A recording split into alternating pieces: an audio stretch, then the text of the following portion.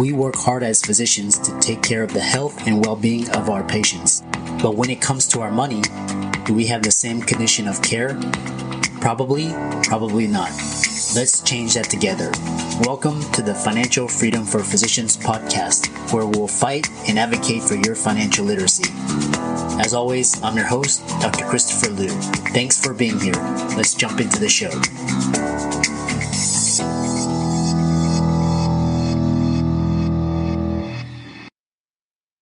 Hey guys, I want to welcome you guys to the Financial Freedom for Physicians podcast. We've got a great episode this week. Before we begin, please hit the subscribe button as well as the notifications bell, and be sure to like, comment, and share if you like this episode, and we'll get into this week's sponsor and show. This week's episode is sponsored by CityVest. CityVest has quickly become the most popular and best way for doctors to invest in top-performing real estate private equity funds that are usually reserved for institutional investors. This unique access to investing in these institutional funds is available for the first time ever through CityVest's easy and secure online investment platform. CityVest does the hard work of conducting due diligence and vetting the investments. They even get a third-party due diligence report that is posted on their website. As a result of aggregating a several $million investment amount into their access funds, CityVest gains access to investing in the institutional investment and is able to negotiate better investment terms such as a 12% preferred return. You can check them out at cityvest.com or go to the link in the show notes below. Now on to the show. Before we begin today's content, here is a quick disclaimer. The information and material presented here is for informational purposes only and should not be construed as investment advice. The content is not a recommendation to buy or to sell. Some of the content may be for accredited investors only or may be sponsored posts. Every investment carries risks. Results have not been verified, so carefully weigh those risks against your investment goals and objectives and see if acting on the information matches with your investment thesis. Do your due diligence prior to investing, and as always, do not invest more than you can afford to lose. So welcome everybody to this week's podcast episode for the Financial Freedom for Physicians podcast. I'm your host, Dr. Christopher Liu. And as you know, we tout 4 different types of freedom: financial, location, time, and emotional freedom. And as you know, I bring on high-profile guests, high-income guests that are entrepreneurs, business owners, high-income earners to discuss the latest state of affairs, talk about cutting-edge ideas, and to empower you to achieve freedom and independence in your own way. So today we have Myles Wakeham, and he is the financially independent contrarian coming out of Arizona. And today we're going to talk about all about financial independence, freedom, a little bit of crypto. I know the markets, it's all blood in the markets today, but we'll talk a little bit about that and go from there. So Myles, welcome. Thank you for having me. Appreciate it. Yeah. We connected through Podmatch, and what's interesting is you have basically you're part of the FIRE movement, and tell most people your background, how you got started, and we'll go from there. Yeah, I'm a bit of an oddball. So firstly, I'm in my late 50s, so that will give you sort of a general sense of demographic here. So I'm originally from Australia, which my accent probably gives away. I'm one of those very, very weird guys who was raised in the 60s and 70s in Australia at a time when there was this thing around technology, which I, as a kid, got really into, kind of geeked out on. But there was no way to study it or learn it or go to college or anything like that. There was just nothing back in those days. So I ended up not even finishing high school and went straight in and started a software company, which for a 15-year-old kid is kind of unusual. But I did that in the late 70s. And then by the mid 80s, I had written software for governments, departments of defense, big corporations, Fortune 500s, universities, chemical labs. What a way to welcome yourself into the real world. But I got a chance to spend time in all of those areas because I could write software. And in the mid 80s, I had a chance to move to the United States, which I did. And I came basically with nothing, a bag of clothes. And I walked away through a weird series of events about 5 or 6 years later as a millionaire. And the way it worked out was that this kid that had no university degree or didn't even finish high school, every time I go looking for a job, well, you can pretty much guess what they said. Immigrant, no background. Yeah, get out, kid. I'm like, yeah, but I just wrote software for a $5 billion submarine project. We don't care. You haven't got the papers. So I said, okay, fine. So I just kept trying, kept pitching, and eventually I stumbled into this little startup in Southern California that didn't even have any buildings at the time. They were in construction. So I had a job interview in one of those mobile office trailers on a construction site. And they said, we're in this medical thing. I didn't understand it. They said, we need software. We need to build an entire organization. We need people who know how to write software. I'm like, well, I'm your guy.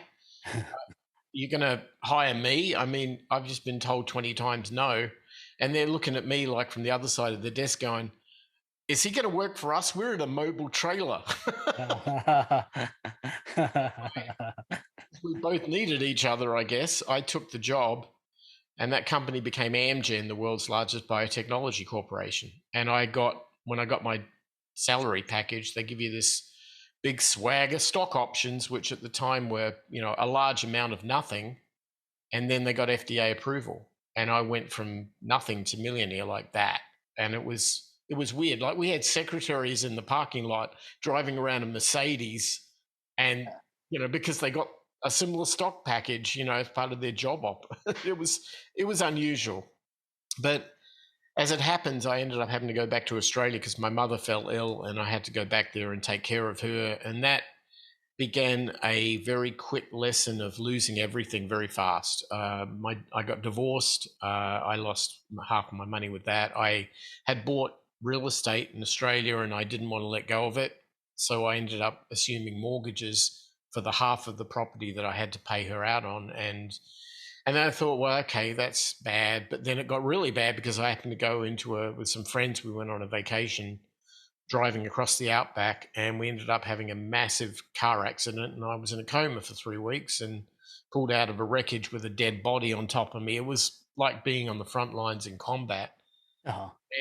And I saw the medical industry in Australia from the inside looking out, which was not from the doctor's perspective, but from the being stuck on a bed there for 6 or 8 weeks and having to recover and coming out disabled and everything. And that kind of, I lost everything. I lost everything in wealth. I lost everything in hope. And I was at a pretty dark place, but I said, you know what, I can build myself back from this. And I did. So years later, I ended up getting remarried, moved back to the States, came back with this kind of hunger to want to reclaim where I was. And within 5 years, I was a millionaire again. But this time I did it with real estate. So it was a very different game.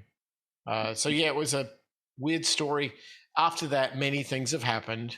But I've come through that. I've been around the block so many damn times now that I know what I'm capable of, and I know what the world is capable of, and what risk mitigation is all about. And these days, what I do is I haven't had a job for 25 years. I live my own life the way I want to. And after a few years ago, a lot of people came to me and said, hey, Myles, how'd you do it? What'd you do? And I'm like, well, I did this. And they're like, well, that's really contrarian. I'm like, well, that's funny. I don't hear that word that often. And they're like, well, no, everyone here does everything by the book. You go to college, you do this, you do that, you get your student loans, you do it, And I looked at it and I'm like, well, that doesn't work. Well, it didn't work for me. Okay, that was the weird thing. It didn't work for me. What I found was it didn't work for a lot of people, but it did work for some.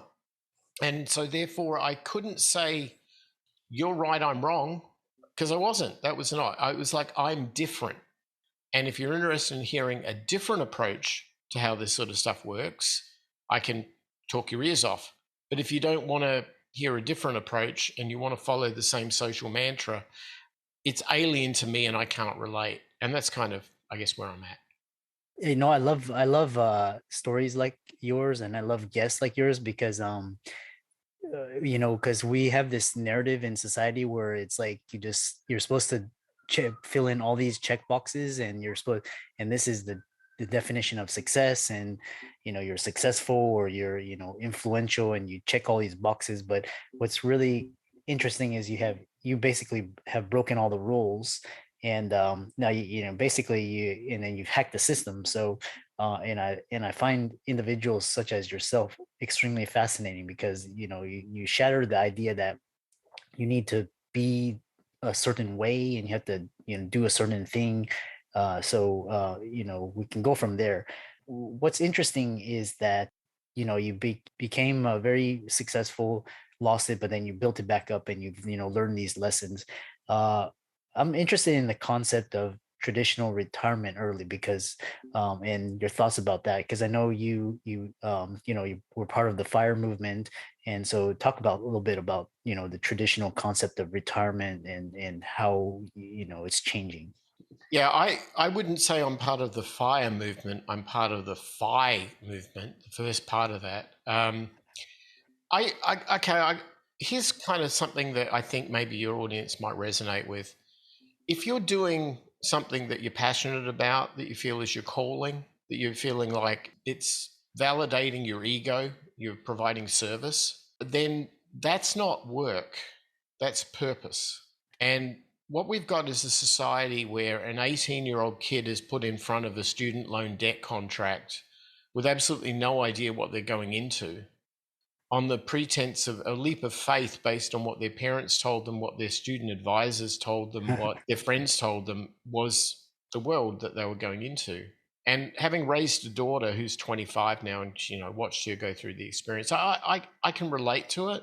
I think that what ends up happening is that we end up graduating some extremely smart, intellectually capable people who are miserable because they, for the most part, only, I think the statistics show about 65% of all college entrants actually leave college and go to work in their major. Most of them don't. And it's, I look at college from the point of view of a hard education and a soft education. Hard being that you're going in there to learn specific skills required for your calling. So if you're a doctor, an engineer, an architect, a lawyer, you're learning those skills that are needed to be able to enter that field, because people die if you screw up, right? Mm-hmm. So you've got to meet that barrier. That's not the case for somebody studying political science or SEO marketing. Right? Those guys are shoved into the same tertiary education entrance mantra as a doctor, a lawyer, an architect is, which is why they end up leaving with a lot of debt. And then that offsets their ability to buy real estate or buy their own home in a stage where they're in, say, a quarter of their life where they're building it. So those that retire early would want to be, the word retire is kind of to leave something, right? And I like the idea of never using that word in my syntax at all, because I want to have my purpose and do what my calling is and love what I do and never consider it's work. What was the problem was we have a society in which it's very expensive to live, particularly if you're trying to live with status. If you want to buy that big McMansion and drive the Ferrari or whatever you want to do, that's going to cost you a lot of money every single month in cash flow. If you want to live like Gandhi, well, it won't cost you anything, but you're probably going to have a hard time doing it in the United States. We have a system here where the basic rules of existence, physiological existence, require you to have medical insurance, require you to have other insurances, require you to pay for power and utility costs, food costs, shelter costs. All those things collectively make it next to impossible to not have a job.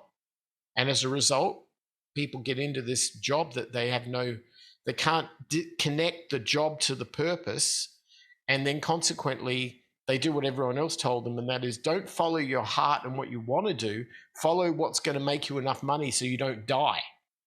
All right, well, that's fine. But the narrative's wrong, because if you don't know your purpose to begin with, you have absolutely no point of reference. So you can't say, well, my purpose is to be a physician. Okay, great. You're in the business of service. You're in the business of being, able to solve problems at levels that few in this world can do.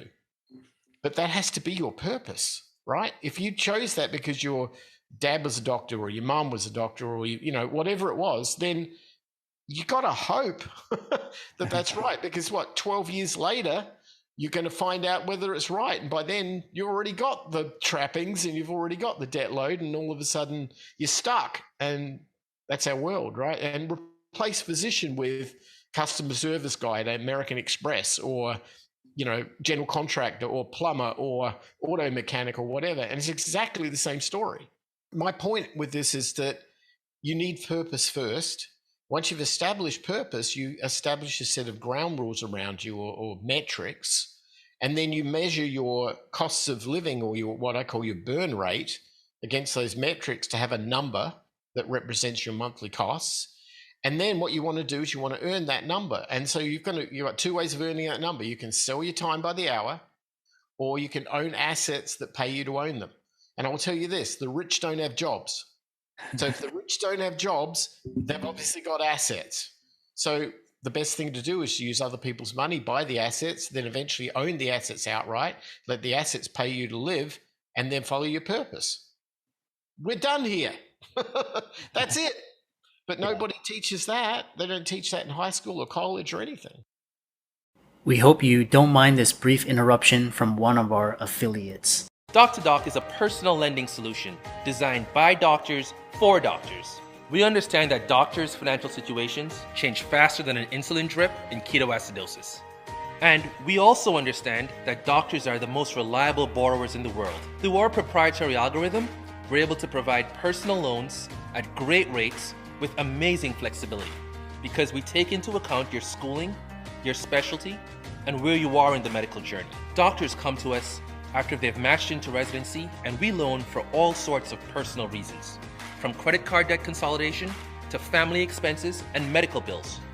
We speak with everyone who applies for a loan and offer fixed interest rates and flexible term options without prepayment penalties. If you're a physician looking for a personal loan, fill out our application form now. It only takes 3 minutes, and we'll get back to you with a decision within 24 hours.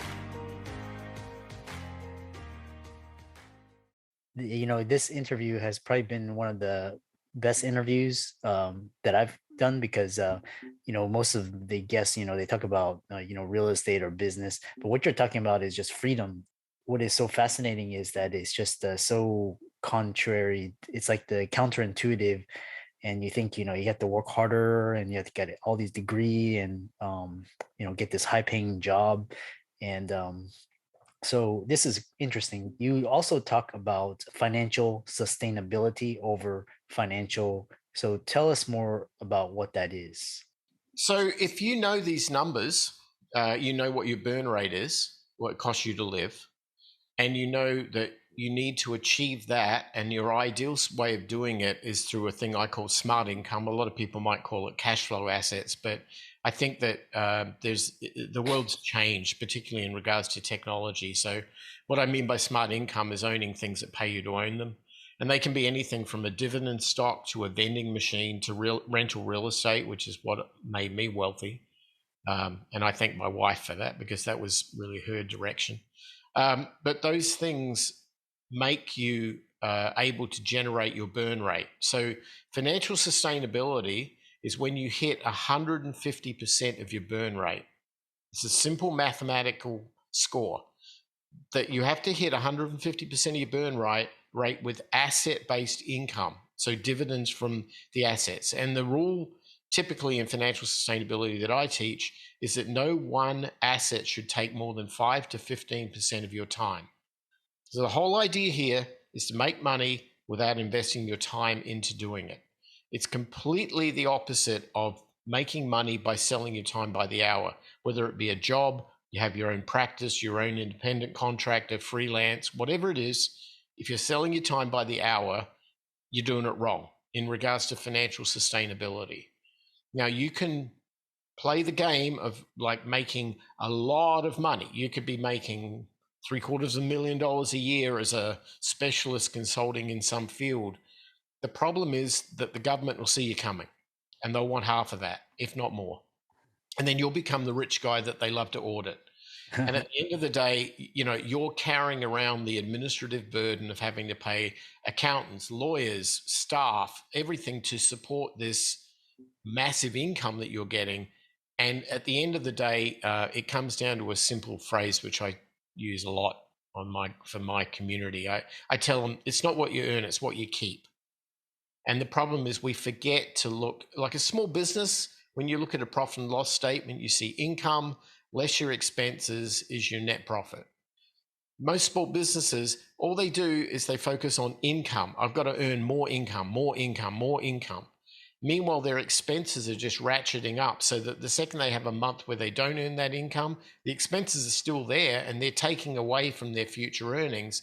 If they keep 5 or 7% of their total net income as profit, they think they're heroes.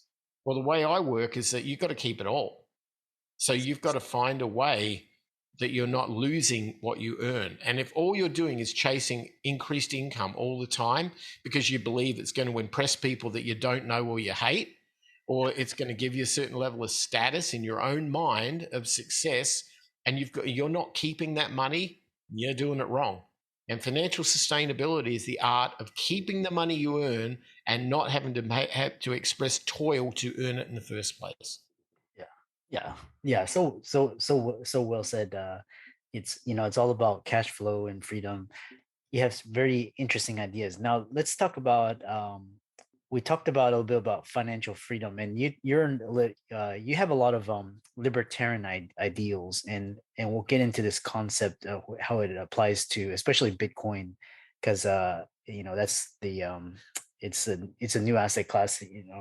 It's made the headlines just today, just with all the liquidations and the whole recession and everything. So tell us about your story into crypto, and we'll go into there. Again, this not for the listeners, is not financial advice, and this also disclaimer, because of market conditions, you should do your research and don't lose more than you can afford. So talk about a little bit about your story, and then we'll talk more.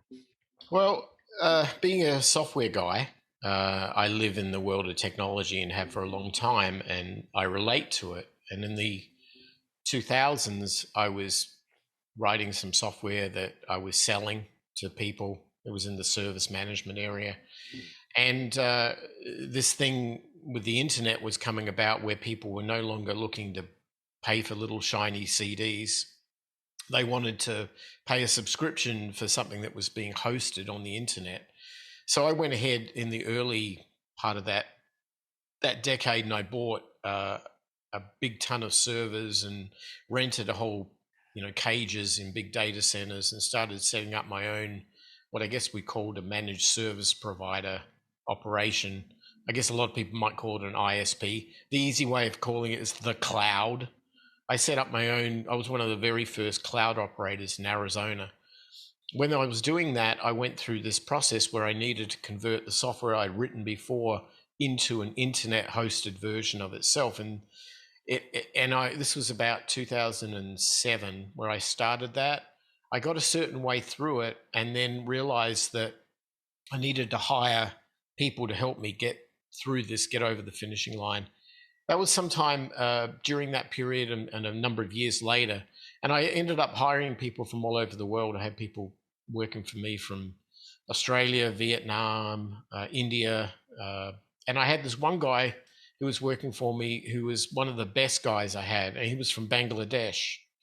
And the weird thing was, at that time, we would come out of the post 9/11 period. And so Muslim countries were not necessarily trusted by the US federal government and also by the banking industry. So when I'd get this guy working for me who was fantastic, and I could send him the specification via email. He'd get it instantly. He'd do the work, send me back the code. I'd check it. It was great. And it was instant, right? When it came to paying him, it was a whole different game. I couldn't PayPal the guy. I couldn't Venmo the guy. There wasn't anything like that back then. I literally had to go to Western Union with a big wad of cash and then send it to him. And I watched the money when he eventually received it. He lost 27% of everything he earned to what I would call the trolls on the bridge, the money changers. Mm-hmm. I thought, this is ridiculous, right? How on earth can this guy be incentivized to want to continue to work for me? Do I have to pay him 27% more to cover the loss in the interim, or does he have to eat it? I don't know, but this isn't good. So meanwhile, we had been chatting, and this was about 2010, late 2010, I'd say. And he had said to me, well, there's a thing called Bitcoin. We could try that. And I'm like, well, what exactly is that? Well, then I learned. By about 2011, I decided that rather than taking a big chunk of cash to Western Union, I'd wire a big chunk of cash to this exchange in Japan, and I'd buy a ton of Bitcoin, and I'd use it like a payment, because I could log in over the internet. There's all my Bitcoin, and as he was doing my work, he'd send me an invoice, and I'd pay him the dollar equivalent in Bitcoin at the time. And I bought it for $7 each back in those days. But a lot of it, because I wasn't going to be wiring money all the time, because I'd just be losing it to the banks in wiring fees. The whole reason of doing it was to avoid that. So I just bought a lot of Bitcoin and sat on it. Well, that worked for a while, and eventually he got back to me and said, well, this is great, I got this Bitcoin, but I can't spend it on anything, and I need to feed my family. And so we worked out, there was this exchange in Hong Kong, and they just come out, and they had this thing where they were tying a debit card, like a MasterCard debit card, to a Bitcoin account. And if you put all your Bitcoin in their exchange, you could withdraw against it with this debit card. And I said, well, let's give this a shot. So we did. I set him up with a debit card. He goes down to the local equivalent of like a 7-Eleven in Dakar, puts this thing in the ATM machine and says he wants some money out. It comes out and charges him like 50 cents.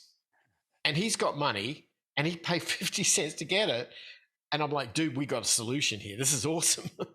Well, that led me into the whole Bitcoin world, because I could see the power that this was going to have to the unbanked, the power this was going to have to the 8 billion or 7 billion at the time people on planet Earth that, needed more than what Western banking was providing them. And this was the answer. And for me, as a software guy, I thought, this is how I build up a great team of developers who I can pay instantly, who are going to stay with me, that they're not going to walk away, for something else because it takes them 2 weeks to get paid. And I did.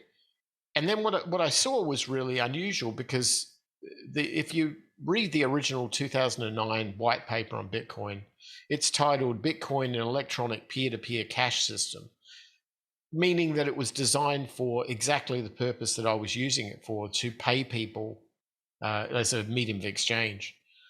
Then it got morphed, because all of a sudden everybody said this thing's incredible, and it's got a finite supply. It's got 21 million, can't be any more. So therefore the value of any Bitcoin, if we apply basic Austrian economics, free market principles to it, will go up based on demand, and demand went up.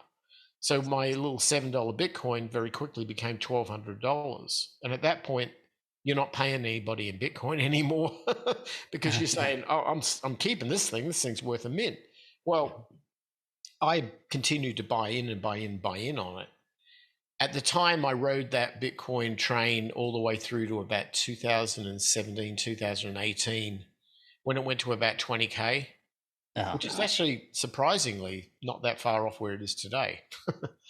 But when it was at that price point, I started to see factors of humanity I didn't like. Scams, rug pulls. I saw miners that weren't mining anything and taking money and, never giving it back. I saw just the worst part of humanity. I saw this crazy quest for greed and this, insatiable appetite for more. And I said to myself, that's not me. I'm a pragmatic guy. I like the idea of the buck stops here. I like the idea of being responsible for my actions, and I also like the idea of being rewarded for those actions. But I don't like theft. I don't like grifters. I don't like all the dark side of humanity that started to show its true self. And at that point, I said, I've made 1,800 times on what I originally invested in this thing. And it was an accident because I was using it as a medium of exchange. It wasn't an intentional investment, but I can walk away right now very wealthy, and I don't have to worry about it, and I can walk away with my head held high. So I did, and that's what happened. And then people ever since that, I get people coming to me going, "How'd you make all this money? All this Bitcoin, I got to get into it." And I told them a little story about what I learned when I was a teenager in Australia. And the lesson was, when you're a teenager in Australia, you live on the coast, and I lived in a city on the coast. Like all of my buddies, we all became guys who wanted to become great surfers, because that was what you'd do, right? You get your surfboard out and wax it down, stick it on the roof of your combi van or VW microbus, whatever they call them, and you'd drive out to the great surf, and you'd go out there and think that you were, some hot surfer and have the greatest rides and all that stuff. So I went along with this, and I went out there, and after a few days, I just gotten so beaten up trying to learn how to surf that I was ready to chuck it in, because it was like, this is painful, exhausting, and I'm not getting it. But I decided to stick it out. I'm really glad I did, because I started to learn things about nature and the universe. I learned patterns.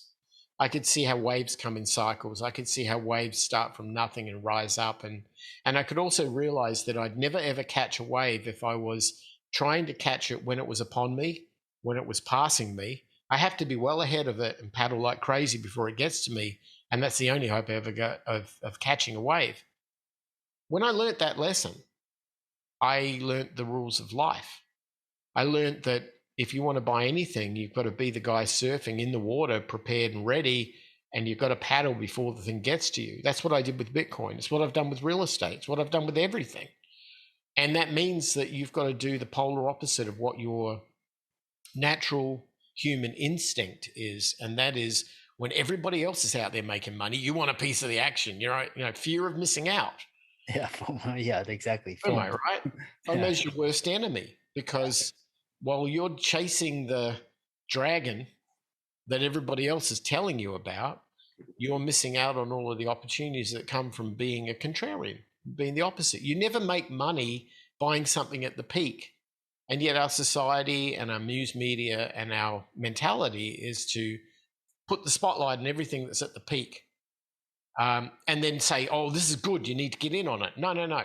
When everyone's put the spotlight on the things that are crashing, that's when you need to get in on it. I had a conversation with somebody the other day who was telling me about how, back in 6 months ago, you could get a home mortgage at 3% for a 30-year fixed mortgage. And today there was some article, I think on CNBC or something, saying that by the end of the month, they're expecting home mortgage base rates to be at 6%, double their interest, right? I said, yeah, well, there's a lesson in that. And he said, what do you mean? I said, well, you should have got a home mortgage 6 months ago, shouldn't you? I mean, because that's when you get it. You get it when it's low, because if you had bought real estate, when I bought real estate, they were 13%. So that was really good. Why weren't you going out there then doing this? Why did you keep delaying when you knew it was an all-time low and you knew it wasn't going to stay there that long? Well, because society tells you not to buy it when it's a bargain. And then when you missed out, like FOMO, and it's now 6% and you can't afford it, that's when you put all your focus on real estate or on a mortgage. I don't get it. To me, do the opposite of what everyone else does. You do pretty damn well out of it. Yeah. This is a fascinating discussion. And I know a lot of people listening are interested in finding out more about you or visiting your website. And any resources or links, feel free to shout them out right now. Oh, okay. Well, everything that I do and where people can find about me and whatever is at a website called beunconstrained.com. So beunconstrained.com. The thing I'm probably most noted for is I do a weekly podcast called the Unconstrained Podcast. It's pretty popular. And as a result of that, I find myself appearing on various shows around the place, all over the place. But I do this weekly podcast because it was kind of weird. Like somebody said to me the other day, you've been doing it for 3 or so years. Why did you do it? And I said, well, I have this daughter and she's like all young kids, she's never going to listen to what dad says because dad's, I don't listen to, she's like that typical punk rock mentality, which I had to, so I get it. You want to forge your own way. You want to, you've got to go around the block and you've got to find it out on your own. I get that. What I wanted to do was I wanted to capture these lessons that had come from living a really unusual life all around the world and doing the crazy things I've done, but I couldn't tell her. I had to put it out there and tell everybody and then hope one day that she'd gravitate towards it when she needed to. And it just so happens that, she gets older, she needs to gravitate towards it more than she did if it was dad just barking it down the line. So the Unconstrained Podcast is kind of my way of telling people about what I've learned in life, both monetarily, philosophically, my experiences living all around the world. We live half of the time in Arizona, half of the time I have a big estate in Mexico I live in. I go back to my home country, Australia, periodically. But to have the freedom to do that and to be able to learn so much about the world and its history and what it's taught me, and I'm constantly learning every day. I'm learning something new. Just to be able to share some of those stories through that podcast has been what I do. So that's probably the main thing. Yeah, that's so awesome. So really, really fantastic episode. For all the listeners, all of the resources and links will be in the show notes. And so, Myles, thanks so much. It was a very fascinating discussion. I really love the principles that you talked about, and we look forward to having you as a guest on future episodes. Oh, sure, I'd love to. That'd be great. Thanks for having me. What a fantastic show! I hope you enjoyed our very special guest. Just remember, as a shout out to our this week's sponsor, CityVest.com. CityVest gives you access to the best real estate private equity funds with enhanced investment terms, verified due diligence, and lower risk. You can check them out at cityvest.com or click on the link in the show notes below to hear about their upcoming investment offerings. If you enjoyed that episode, don't forget, that's just the free content. We also have paid premium content subscription with better guests, information, updates, and discussions that can't be accessed anywhere else. You can subscribe to our premium content by clicking on the link in the show notes below to subscribe. Just a quick note, members who sign up for the bottom floor price introductory the first year will be grandfathered into that price for life. I expect the monthly subscription amount to increase quickly next year and the year after, so don't delay. I'm excited that you made it for another episode. You are truly the best. If you've been following the show for a while, you know that my passion is to bring you the education you need to find your path to financial freedom. Please come back week after week for new content, new resources, and great guests. Until then, if you haven't already, please be sure to check out the website, www.drchrislewmdphd.com for more support. I'll see you next week.